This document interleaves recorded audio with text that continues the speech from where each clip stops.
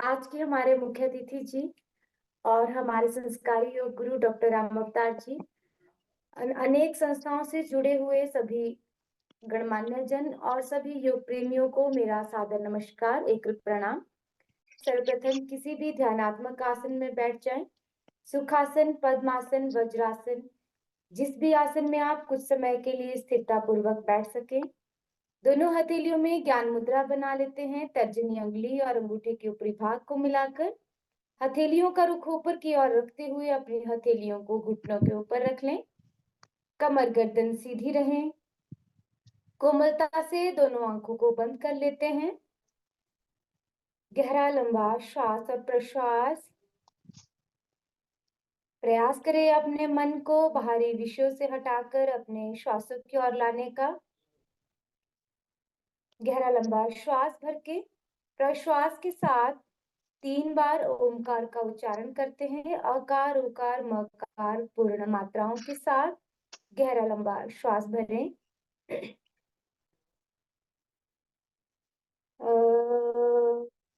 श्वास भरते हैं।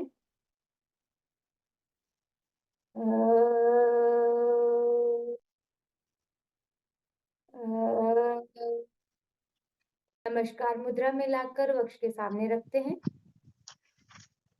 ओम संगच्छध्वं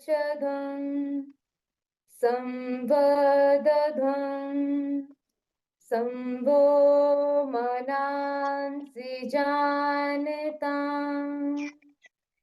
देवा भागं यथा पूर्वे संजानाना उपासते संजानाना उपासते। अर्थात हम सब मिलकर चलें, मिलकर ही आगे बढ़ें और अपने पूर्वजों की भांति अपने कर्तव्यों का पालन करते रहें। इसी भावना के साथ दोनों हथेलियों के बीच में घर्षण करते हैं। हथेलियां गर्म हो जाएं तो हथेलियों को अपनी आंखों के ऊपर कोमलता से रख लें और हथेलियों के बीच में ही अपनी आंखें खोल लेते हैं। पुनः हथेलियों के बीच में घर्षण करें और इस ऊर्जा को अपने पूरे शरीर पर लगाते हैं। आगे का अभ्यास सूक्ष्म व्यायाम के लिए अपने स्थान पर खड़े हो जाते हैं। समस्थिति में आपकी कमर गर्दन सीधी, हथेलियां बगल में शरीर के साथ सटी हुई। सबसे पहले अभ्यास करेंगे ग्रीवा शक्ति विकासक का। ग्रीवा शक्ति विकासक के लिए ध्यान रहे, यदि आपकी सर्वाइकल स्पॉन्डिलाइटिस की समस्या है तो गर्दन को सामने की ओर नहीं झुकाएंगे। सर्वप्रथम हथेलियों को अपने कमर के ऊपर रख लें, अंगुलियां आगे की ओर, अंगूठे पीछे की ओर। दोनों पैरों में 1 से 2 इंच की दूरी बना सकते हैं ताकि आप स्थिरता पूर्वक खड़े हो सके। श्वास भरते हुए अपनी गर्दन को पीछे की ओर ले जाएं। देखते हैं ऊपर की ओर। श्वास छोड़ते हुए ठुड्डी को कंठकूप के साथ स्पर्श करने का प्रयास करें। श्वास और प्रश्वास के साथ 2 से 3 चक्र इसी अभ्यास के दोहराते हैं। 2 से 3 चक्र पूर्ण करने के पश्चात ग्रीवा को मध्य में ले आएं। यहीं से अगला अभ्यास श्वास छोड़ते हुए देखते हैं और दाएं कंधे के ऊपर से श्वास भरते हुए मध्य में, श्वास छोड़ते हुए बाईं ओर, श्वास प्रश्वास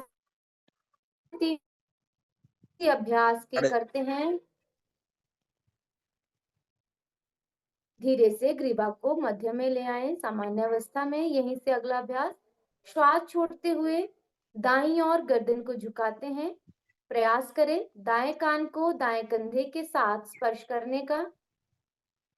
श्वास भरते हुए मध्य में, श्वास छोड़ते हुए बाईं ओर, श्वास प्रश्वास के साथ इस अभ्यास को दोहराते हैं। 2 से 3 चक्र। धीरे से सामान्य अवस्था में आ जाएं। ग्रीवा शक्ति विकासक सर्वाइकल स्पॉन्डिलाइटिस के लिए, गर्दन की मांसपेशियों के लिए लचीला बनाने के लिए बहुत अच्छा अभ्यास है। यहीं से अगला अभ्यास कंध संचालन की ओर चलते हैं। सर्वप्रथम दोनों हथेलियों और भुजाओं को शरीर के साथ बगल में सटाकर रख लें। श्वास भरते हुए दोनों हथेलियों को बाहरी ओर से ऊपर की ओर उठाएं। प्रयास करें हथेलियों को सिर के ऊपर की ओर ले जाने का।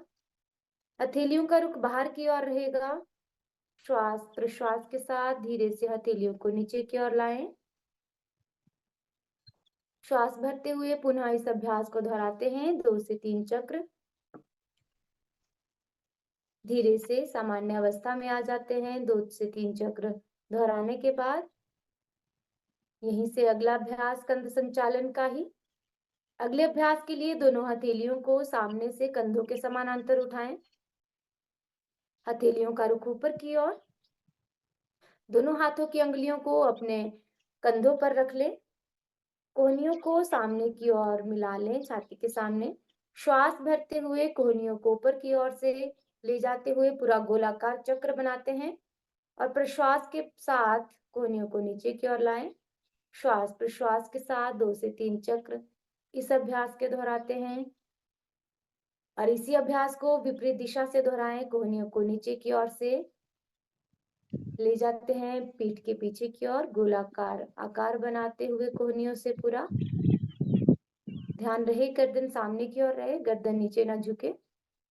धीरे से सामान्य अवस्था में आ जाते हैं। स्कंद संचालन कंधों की अकड़न को दूर करने वाला और साथ ही साथ सर्वाइकल स्पॉन्डिलाइटिस के लिए बहुत अच्छा अभ्यास है। कंधों के समानांतर ऊपर की ओर उठाएं। हथेलियों का रुख एक दूसरे की ओर। श्वास छोड़ते हुए अपनी हथेलियां, भुजाएं और कमर गर्दन पीछे की ओर बाईं ओर घुमाएं। श्वास भरते हुए मध्य में। श्वास छोड़ते हुए बाईं ओर। श्वास और प्रश्वास के साथ इस अभ्यास को दोहराते हैं 2 से 3 चक्र। धीरे से सामान्य अवस्था में आ जाएं। कटी संचालन हमारी कमर को लचीला बनाने वाला, साथ ही साथ कमर की बढ़ी हुई चर्बी को कम करता है। यहीं से अगला अभ्यास घुटना संचालन। ध्यान रहे यदि घुटनों से संबंधित कोई नई सर्जरी हुई हो। ये दुनिया का रुख बाहर की ओर। श्वास भरते हुए हथेलियों और एड़ियों को ऊपर की ओर उठाते हैं। प्रयास करें शरीर में पूरा खिंचाव देने का। श्वास और प्रश्वास के साथ इसी अभ्यास में रुकने का प्रयास करें। धीरे से सामान्य अवस्था में आ जाते हैं। ताड़ासन छोटे बच्चों के लिए विशेषकर हाइट बढ़ाने के लिए अच्छा अभ्यास, साथ ही साथ शरीर में रक्त के संचार को बढ़ाता है और सभी मांसपेशियों को मजबूत बनाने वाला अभ्यास है। यहीं से अगले अभ्यास की ओर चलते हैं, अर्ध चक्रासन। अर्ध चक्रासन के लिए ध्यान रहे हर्निया, अल्सर या चक्कर आने जैसी समस्या है तो इस अभ्यास को ना करें। सर्वप्रथम पैरों के मध्य में कंधों के समान दूरी बना लें। दोनों हथेलियों को अपनी कमर के ऊपर रख लें। अंगुलियां आगे की ओर, अंगूठे पीछे की ओर। प्रयास करें कोहनियों को पीठ के पीछे मिलाने का। श्वास भरते हुए कमर और गर्दन को पीछे की ओर ले जाएं। जितना झुका सके उतना झुके अपनी क्षमता अनुसार। श्वास प्रश्वास के साथ 2 से 3 गहरी लंबी श्वासों के साथ रुकें। धीरे से सामान्य अवस्था में आ जाते हैं। अर्ध चक्रासन कमर और सर्वाइकल की मांसपेशियों के लिए बहुत अच्छा अभ्यास है, साथ ही साथ फेफड़ों की कार्यक्षमता बढ़ाता है, थायराइड ग्लैंड पर भी सकारात्मक प्रभाव डालता है। यहीं से अगला अभ्यास पादहस्तासन। ध्यान रहे यदि हर्निया, अल्सर, बीपी हाई की समस्या है या कमर में दर्द है तो इस अभ्यास को छोड़ दें। पादहस्तासन के लिए दोनों पैरों को आपस में मिला लें। श्वास भरें, हथेलियों को ऊपर उठाते हैं और श्वास छोड़ते हुए हथेलियों को नीचे की ओर लाते हुए प्रयास करते हैं अपने हाथों को पैरों के दोनों ओर जमीन पर रखने का। श्वास प्रश्वास के साथ इस अभ्यास में रुकने का प्रयास करते हैं। जितना आप आसानी से झुक पाए उतना ही शरीर को नीचे की ओर ले जाएं। धीरे से सामान्य अवस्था में आ जाते हैं। पादहस्तासन कमर को लचीला बनाता है, हमारी आंतों की सफाई करने वाला, साथ ही साथ बीपी लो की समस्या के लिए अच्छा अभ्यास। यहीं से चलते हैं अगले अभ्यास की ओर। बैठकर किए जाने वाले आसनों के लिए दंडासन में बैठ जाते हैं। दंडासन में बैठने के लिए सर्वप्रथम जंघाओं को सामने की ओर फैला लें। आपकी जंघाएं और पैर पंजे सीधे रहे।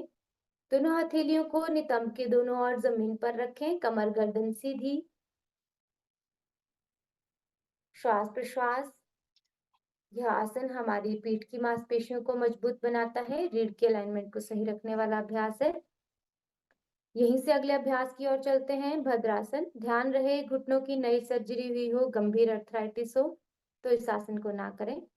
भद्रासन के लिए सर्वप्रथम दोनों पैरों के तलवों को मिलाकर अपनी हथेलियों से पंजों को पकड़कर पैरों को अपनी ओर खींचने का प्रयास करें।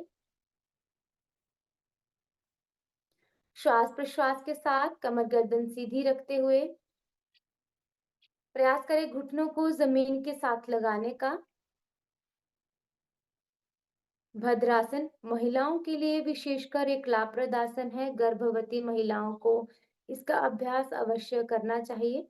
साथ ही साथ हमारे मन को स्थिरता प्रदान करता है।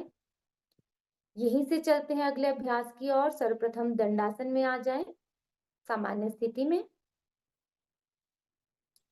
अगला अभ्यास वज्रासन का। ध्यान रहे यदि पाइल्स की समस्या है, घुटनों और एड़ियों से संबंधित कोई समस्या है, चोट है तो इस अभ्यास को छोड़ दें। वज्रासन के लिए दाएं पैर को दाएं नितंब के नीचे लाएं, इसी प्रकार बाएं पैर को बाएं नितंब के नीचे। दोनों हथेलियों को घुटनों के ऊपर रखकर कमर गर्दन सीधी, आंखें बंद। ध्यानात्मक आसन है, एकमात्र ऐसा आसन जिसे भोजन के पश्चात किया जाना चाहिए ताकि हमारे भोजन का पाचन अच्छे प्रकार से हो सके। साथ ही हमारी जंघाओं और पिंडलियों को भी मजबूत बनाने वाला आसन।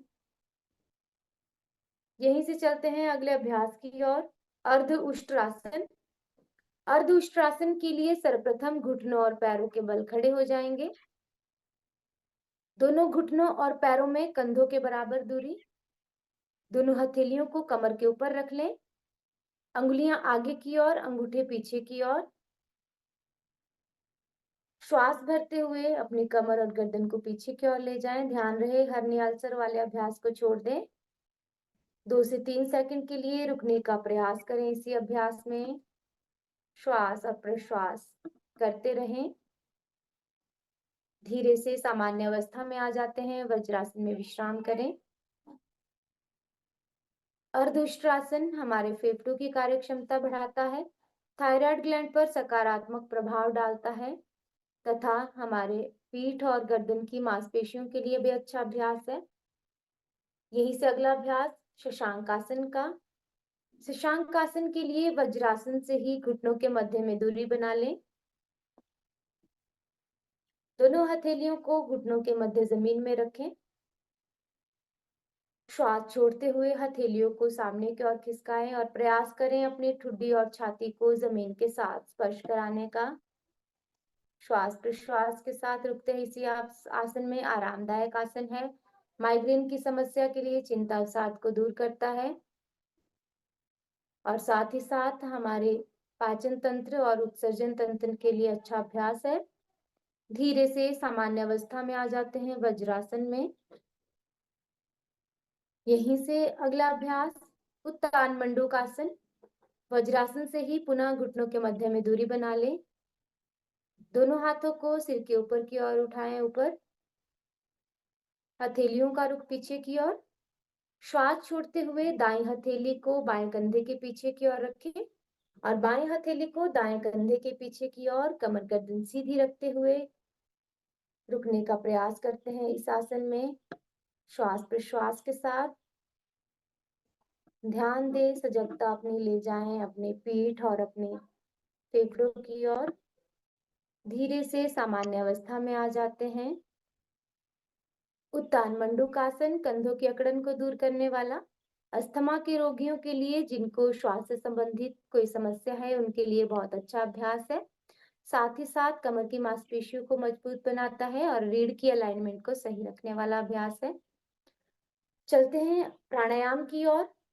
समय कम है इसलिए हम प्राणायाम की ओर चलते हैं। प्राणायाम के लिए सर्वप्रथम किसी भी ध्यानात्मक आसन में बैठ जाते हैं। वज्रासन, पद्मासन, सिद्धासन, सुखासन, जिस भी आसन में आप आरामदायक स्थिति में बैठ सके। दोनों हथेलियों में ज्ञान मुद्रा बना लेते हैं। हथेलियों को अपने घुटनों पर रख लें, कमर गर्दन सीधी।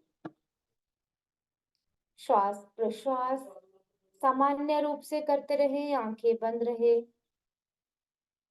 सबसे पहला अभ्यास कपालभाति का। ध्यान रहे हर्निया अल्सर, बीपी हाई वाले इस अभ्यास को ना करें। कपालभाति के लिए झटके के साथ श्वास को छोड़ते हैं और पेट को अंदर खींचते हैं। ध्यान देना है श्वास छोड़ने पर प्रश्वास स्वतः ही हो जाता है।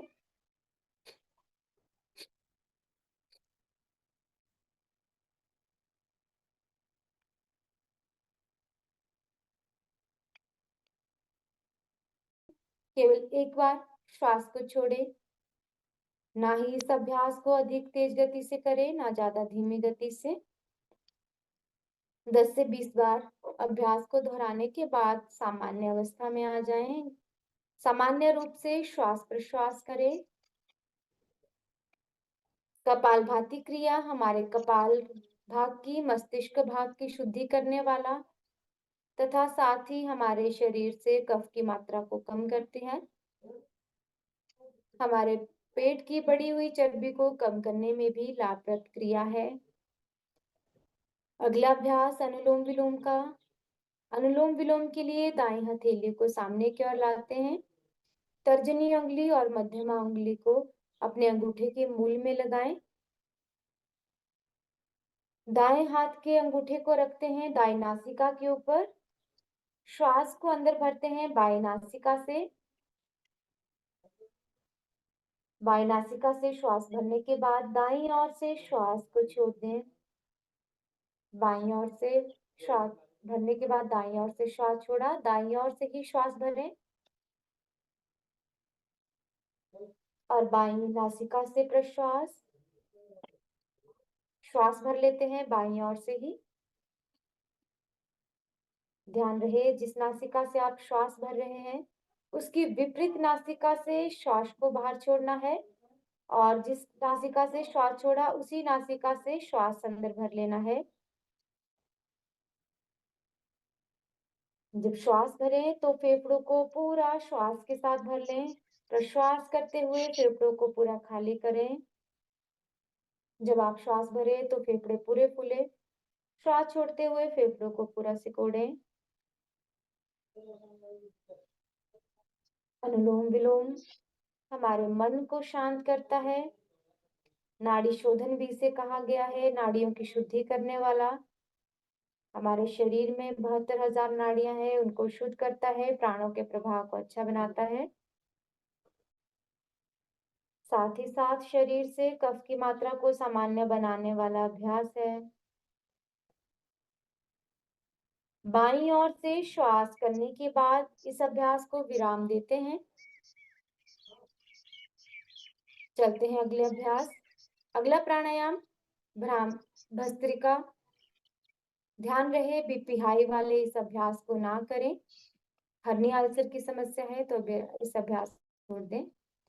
भस्त्रिका के लिए हमें झटके के साथ पूरा श्वास बाहर छोड़ना है और वैसे ही हमें पूरा श्वास भरना है। भस्त्र के समान जिस प्रकार लोहार की धौंकनी की आवाज आती है उस प्रकार से हमारे श्वासों की आवाज आए। 10 से 20 बार अपनी क्षमता अनुसार इस अभ्यास को दोहराते हैं।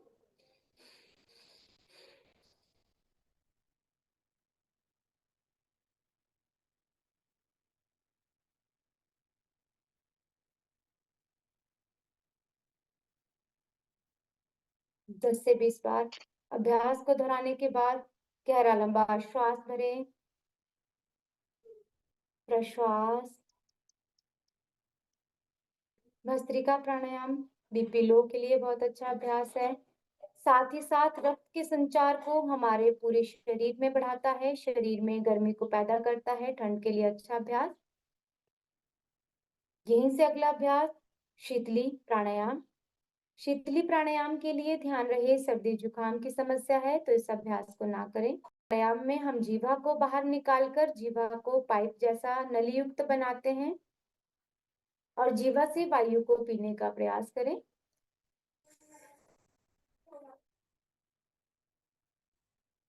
श्वास, नासिकाओं से प्रश्वास, पुनः श्वास को भरते हैं जीभा से।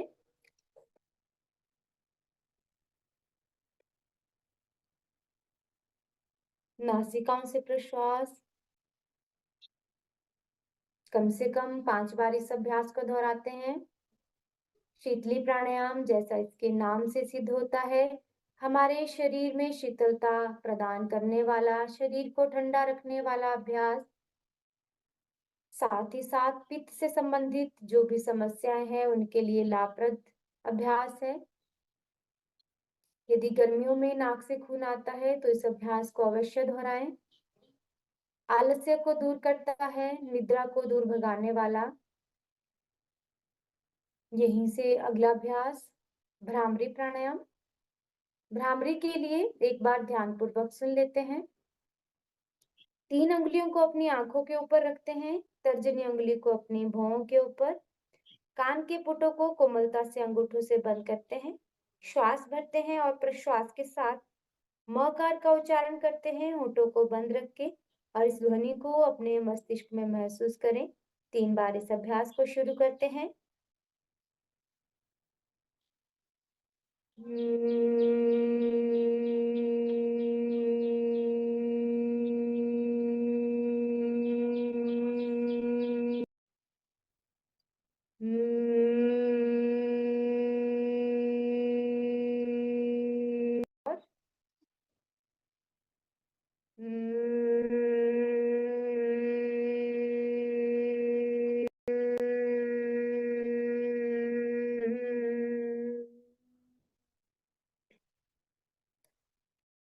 इस अभ्यास को दोहराने के बाद सामान्य अवस्था में हथेलियों को ज्ञान मुद्रा में रखें, कमर गर्दन सीधी, आंखें बंद। इसी ध्वनि पर अपने ध्यान को एकाग्र करने का प्रयास करें।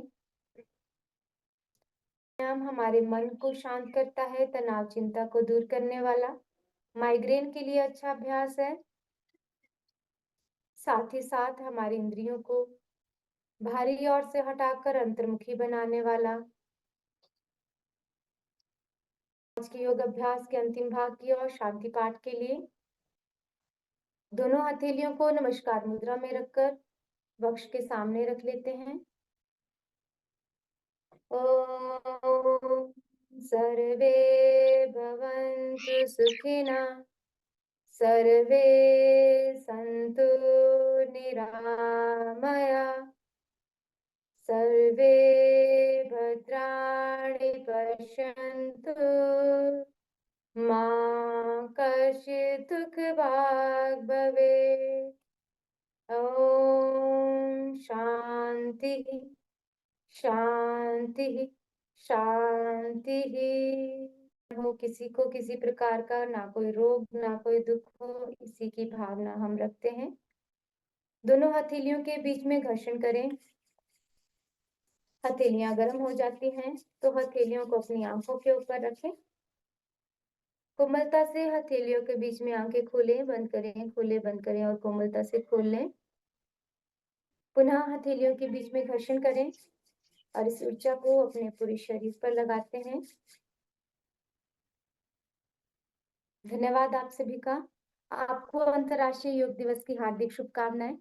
आज हमने आपके साथ महीना भर योग का अभ्यास किया, उसको आप अपने जीवन में उतारेंगे और अपने साथ अपने आस पड़ोस, परिवार और समाज को योग अभ्यास सिखाएंगे और सबको स्वस्थ बनाएंगे। धन्यवाद। सभी का दिन मंगलमय हो। नमस्कार।